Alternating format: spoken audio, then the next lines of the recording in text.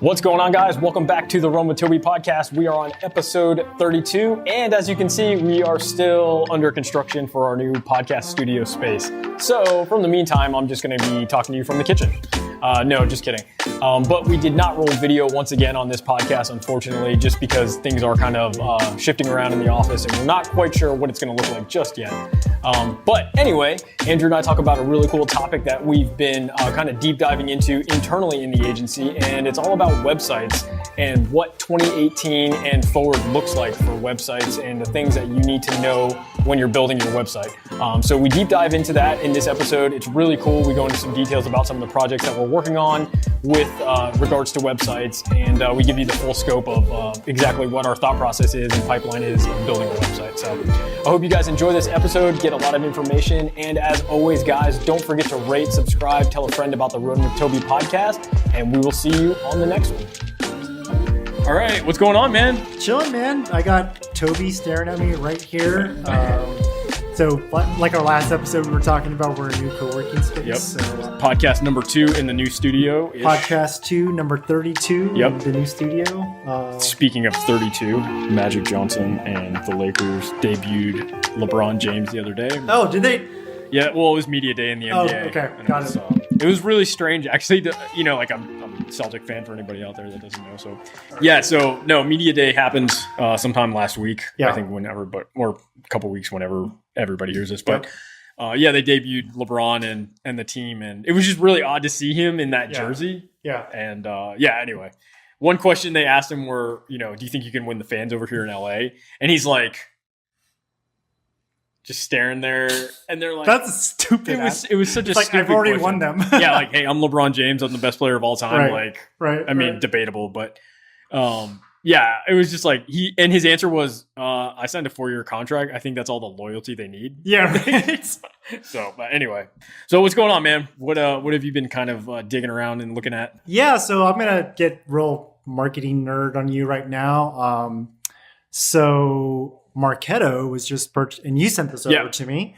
We talked about this. We briefly talked about it in the last podcast. Yeah, so Marketo just got purchased by Adobe. Yeah, that's and crazy. So, right? Adobe is just kind of, if you're a creative person, like Adobe has always been their suite of products. Is it's always been like a really staple in there. Yep. But it was really fascinating to me, like what the thought behind the purchase would be, right? And we're on HubSpot, and Marketo is definitely a competitor of HubSpot. There's all these other sort of marketing technology platforms, but I kind of saw it as like they're really getting through the entire digital landscape, right? And that to me is like the perfect horizontal like integration, if you would. Right, where on Adobe it's like their vertical stack. They've got everything along the vertical stack, but now they're starting to move out into like marketing technology platforms. And I think I responded to you by saying like it's like content plus marketing. Yeah, like that's the ultimate acquisition there. I think they sold for about $4.5 billion. Yeah, it's crazy. So you asked me too, like what's HubSpot's market cap, and I think they were like $5.5, like $6 billion. Wow. And to give you some idea of scale, Skechers, and the only reason why I know this is because Skechers, my wife works for Skechers, so I follow the stock like pretty closely. I think they're like a $7 or $8 billion market cap company. I think Nike's only like 9 or almost 10. Yeah, I don't know. I don't know the exact number, but at least today, they're like that. That may be up or down. Right. But I just looked at that and I was like, this is like it's a SaaS company, right? It's the technology company. And there's a lot of, Marketo is definitely one of the premier ones out there, like the heavy hitters in the field. And it's the all-in-one like technology platform. So anyone who wants to know why you go an all-in-one technology platform for marketing, we have a podcast about that. Right. But you got to give it to Adobe, man. Like how they've gone to the cloud, how they've been building apps. They got a lot of shit when they moved to the cloud. Yeah, right. And then now how they've gone mobile and built like amazing mobile apps. And now they're getting into the marketing technology side. Like it's pretty interesting. I don't quite know their roadmap, to be honest with you, and where they're sort of headed, but it'll be interesting to see because they're definitely making a play in the space right now. Yeah. And will Adobe ever integrate into Marketo? Possible. I would imagine yes. It has to. Yeah. Like, I mean, they can build anything they want software wise. Right. So I don't right. see that being a problem. So how does doing video, like building video content in Premiere? Yeah. You'd build it in Premiere or After Effects. Or After Effects, right? There's a new version called I don't remember. It's like Premiere Lite, basically. Right. And then do you use their cloud to upload it? Is it hosted there? And then you pull it down into Marketo? Possibly, yeah. I don't know. I mean, it could be a move like how HubSpot built their own video platform, similar to Wistia. Yep. And now I can imagine, I can imagine that Marketo is probably going to do the same with Adobe. Yep. A big bonus is Adobe has been kind of pioneering the front in mobile friendly versions of their apps. Yep. So you can do a lot of digital photo editing on your phone, start it on your phone, get back to your computer, finish it. Or you can do it all on your phone and upload it, directly to your social accounts. Yep. Same thing with video editing and a few other products. But they've been really like exploring and pushing the boundaries of making digital content like phone ready, right, really accessible to the public. Right. So I can only imagine they're going to Marketo has a ton of data, right? So they know consumer trends and all these, other, a good point. marketing type data funnels that are already built through them. That probably it only makes them to Adobe's product team. Exactly. Right? Yeah. It only makes them smarter, right, on either how to build their own products or how to integrate with other companies. Right. Right. So right. I can only imagine it's just like this huge, like, no, it was, I was, when you sent that over to me, I was shocked. It is an interesting move. Whoa, that came out of the blue, but I had to kind of piece together like why it makes sense. It's similar to Amazon buying Whole Foods, right? Sure, like exactly. Why would Amazon buy a grocery store? It was that kind of acquisition. It's similar to that for sure. Cool. So, what about you? What's caught your attention lately? What are you into? Man, I've been just kind of paying attention to football. Yeah. The NFL season kicked off, but it's weird because I haven't been. And I'm definitely not on one side or the other of the flag debate with Kaepernick or the debate about the rules or whatever. But I found myself this year just a little bit less interested than I normally am, because I'm usually like Sunday, I'm going to be glued. And I don't know if it might be because I have just so many other things going on in life. Maybe because the Pats are over. Or the Pats are 1-2 right now as we speak. Yeah, that could be a big reason. They're not looking very good. But actually no, that's not it. Because I'm like super ecstatic for basketball season. Like I'm really excited for basketball season. But the Celtics are looking good, so maybe that is it. Maybe it is it.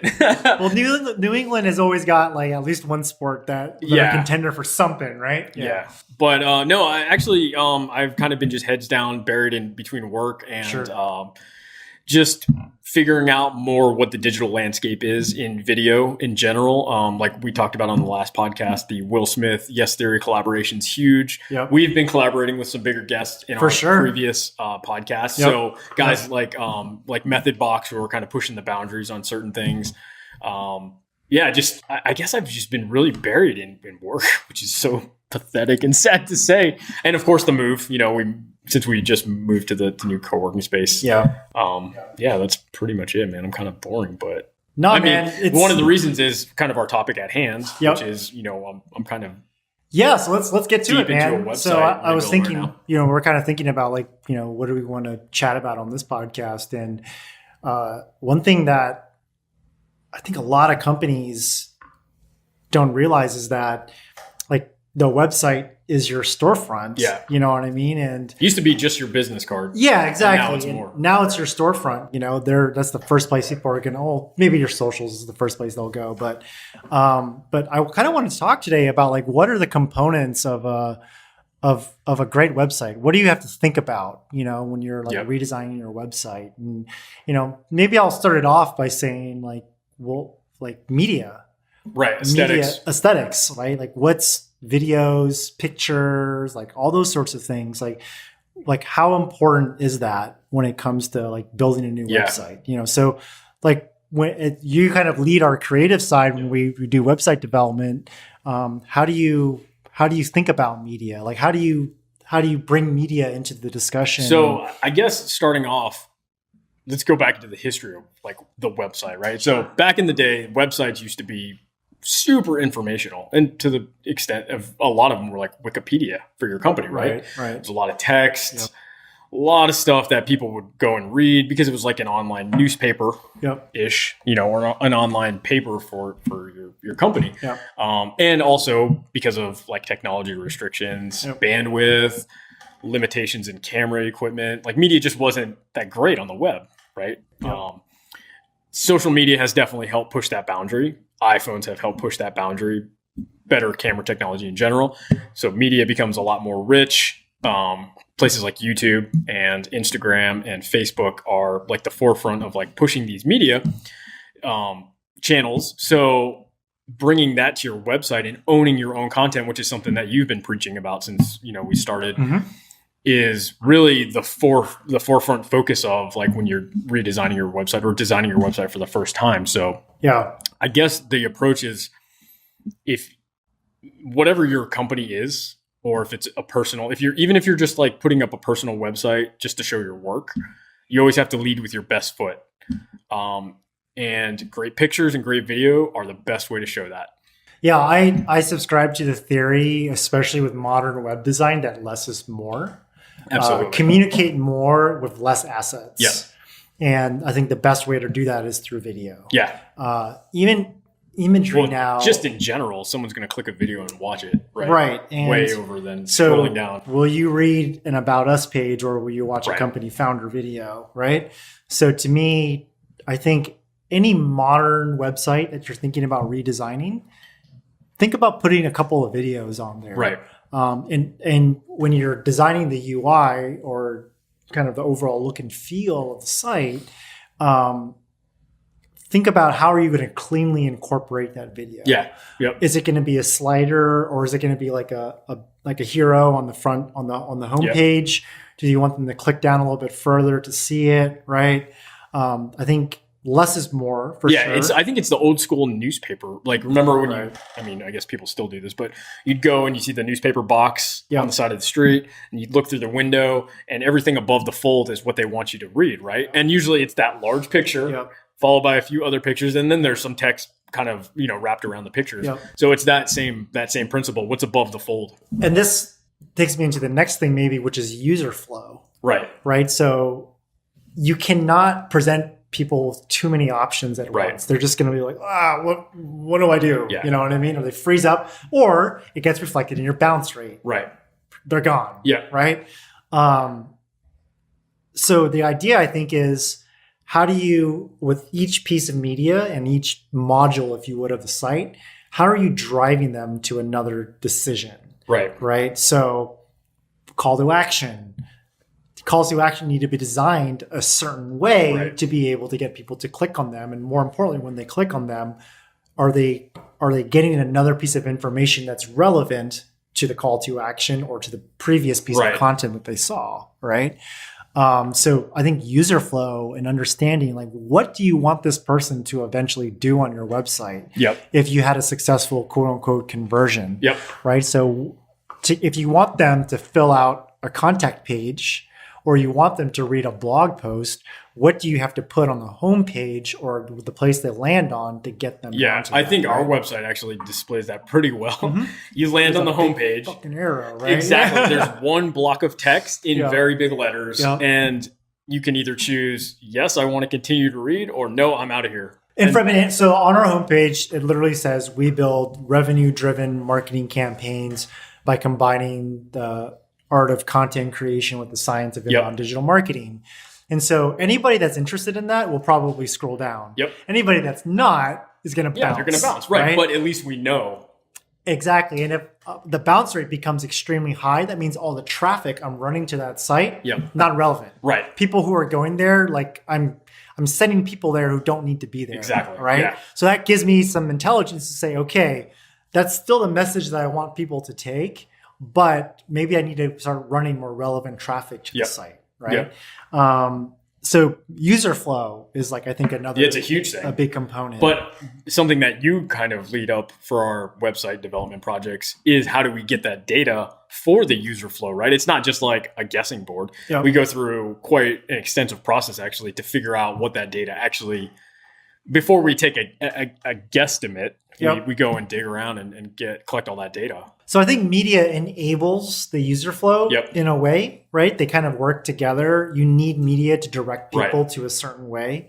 I think, another component of website is who are you writing the damn website? Who are you building the damn website for? Right. Which goes into your user data acquisition that you look up ahead of time. And even like when we do any kind of website project, even though you're not as heavily involved on the marketing side, you still sit in all the marketing strategy workshops. Totally. So just so everybody knows, when we do a website, we force our clients to do a marketing strategy workshop and a persona workshop where we define like, who is your customer?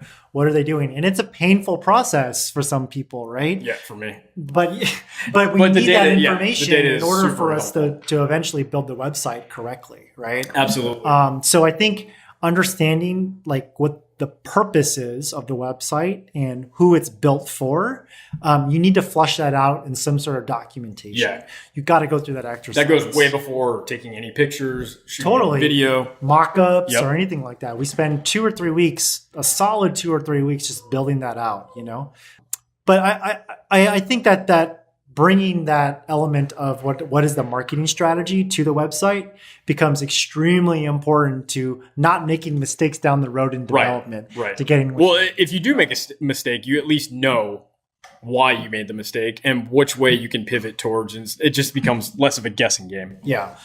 So those are like 2 or 3 components that I think of are important for like a modern website. What about you? What do you think from a creative or a design standpoint? From a creative standpoint and just going like super top level, color scheme, font selection, things like that. How do you express that?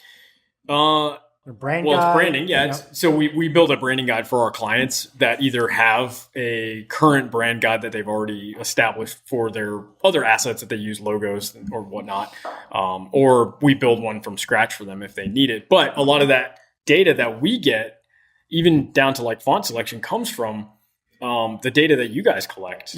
Like, who's your voice? Who are you talking to? Like, I'm not going to put a cursive, more feminine style font out to a company who sells to predominantly men.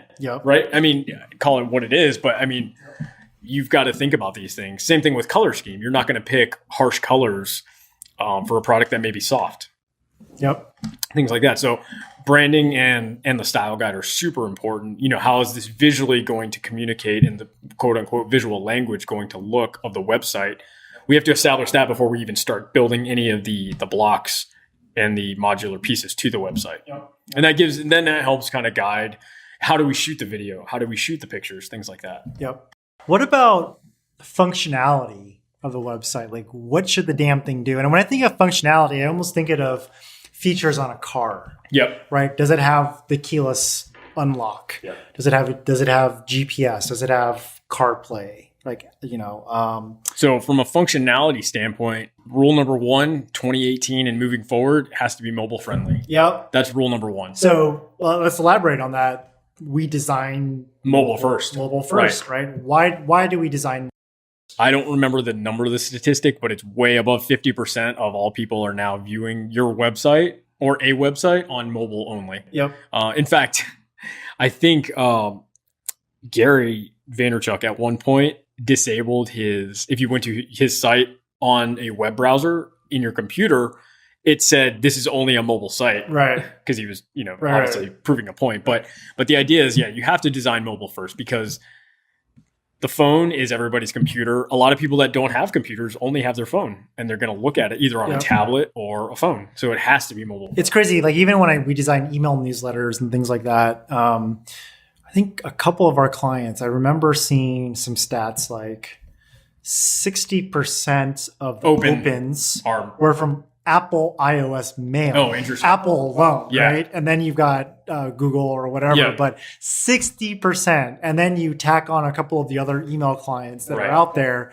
And then Outlook, like desktop Outlook or whatever, becomes like 20%, Right. which is crazy, right? But think about it, like a lot of times you're opening your email first on your phone. Yeah, absolutely. Right? Yeah. Even when I'm at my desk sometimes. You get it on your phone faster. I like read it on I read it on my phone before I actually read it on my Right. desktop. You know what I mean?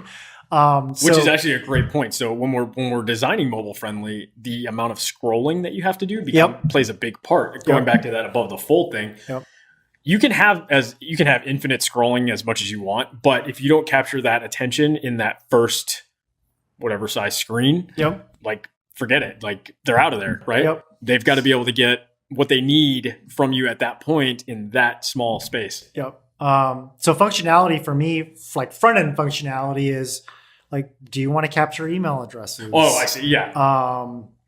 Like what's some other functionality in there? Do you want to have a contact form? Right.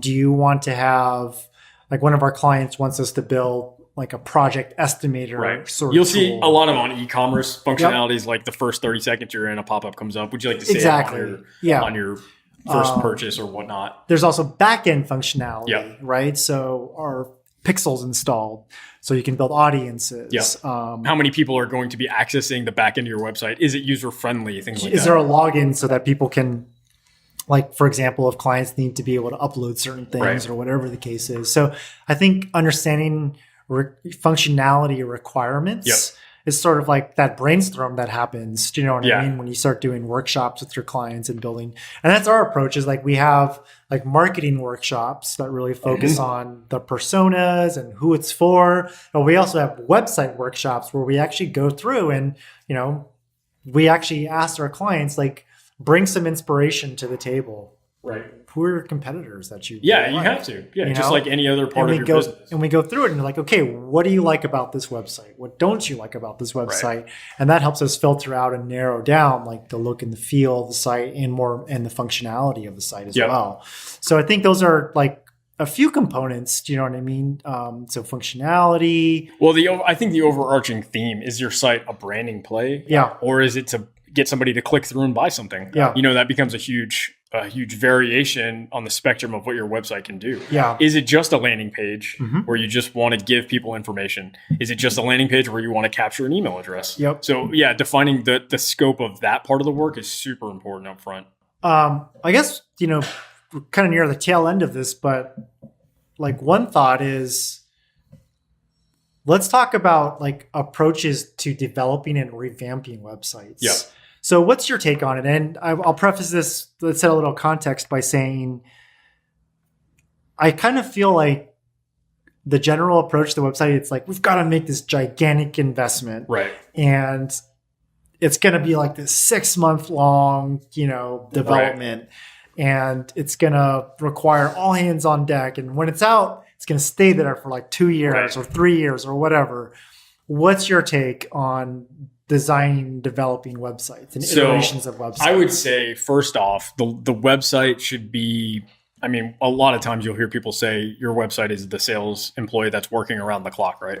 But you need to think of your website as a living part of your business. It's always going to be updated. It needs to be updated. It needs to be relevant every day, not just 6 months from now, not just a year from now. So a lot of the development process is, we're going to develop this to look like this and feel like this and work like this today. But if we need to make a change, is it available? So we're not kind of like boxing ourselves in. And the good thing about that is a lot of the development environments like Squarespace, Wix, WordPress, all that is super accessible now. Plugins are really easy to change in and out. So the environments that you're developing in to begin with are a lot better than they used to be. You used to have to hard code a lot of things, right? Now things are, you know, you can, even if you switch. Everything's like a WYSIWYG editor. Exactly. Right? Even if you switch developers, you can plug another one in. You can hire somebody else to come in and kind of break it down and fix it. So you see it as like an shorter iterations. Yeah, totally. Short but small iterations on the master website. Yeah, absolutely. Yeah.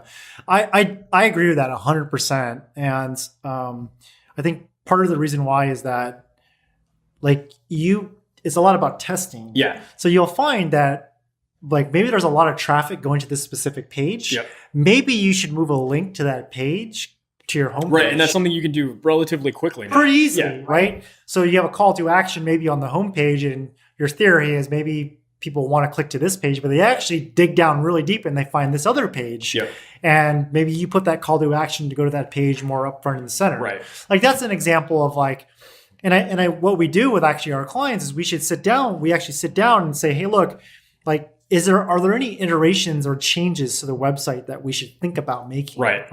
And it's not about, everyone talks about sprints. Yeah. Right. It's not about like building this gigantic, like 90-day, 120-day project plan. It's about getting a website update out in like 1 or 2 weeks. Yeah. And then you keep versioning up. Yeah. You keep versioning up. Yeah, absolutely. So I think if you're thinking about your website and you think your website is important, which you should, you should think about creating a website that's modular in a sense that can be pretty easily updated. Yep. So that you can run some tests. So as you're getting, you're getting 1,000, 5,000, 10,000, views, 100,000 views in your website, dig into that data and figure out like, hey, how do I optimize the website itself? And you don't want to build some crazy complicated website that requires you to like crazy custom code and all this other stuff. Like leverage a lot of the tools that are out there. And HubSpot has this really good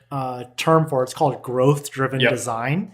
So you design based on the ability to help your company grow. Because in the end, at least for us when we work with our clients, the websites are marketing and sales tools.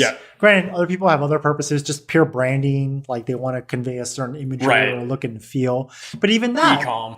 You can swap out imagery, to see what's going to drive more emotion or what's going to drive like that sort of. Or if you just get new media that you need to update. Exactly. And the last thing I would say is that don't be terrified of finding developers and the world has enough website developers now, that it's pretty easy to find them. And don't think that, going back to your thought process of it used to be like, a 6-month process. These things get developed so quickly now, it's like turnarounds a couple days. It could be as easy as that. If you're impatient, just do it on your own and jump into Squarespace. And, it's pretty easy to do on your own, even if you've never had any experience, So don't turn your websites into these $100,000 like 6-month long projects. But if you do, come to us. We'll figure out a way to use that $100,000 very, very, very efficiently with multiple iterations so that you have the best possible website after maybe 3, 4, 5, 6 different variations of the site, right? Cool. Well, I think that's going to do it for today. And on the next one, I know people are probably tired of hearing us talk. So on the next website, wow, look at that. On the next podcast, we have another guest coming up, which I will not tease. I'll just leave that there. But cool. We have some guests coming up for the next couple websites. God, there it goes again. On your mind, dude. It is. Oh man, one of the biggest projects that we're working on is a website. Yeah, so I'm totally like embedded into the website at this point. But on the next couple podcasts, we do have more guests coming up. Right on. Don't forget, as always, guys, to rate, subscribe, tell a friend about the Run with Tobe podcast, and we will see you on the next one.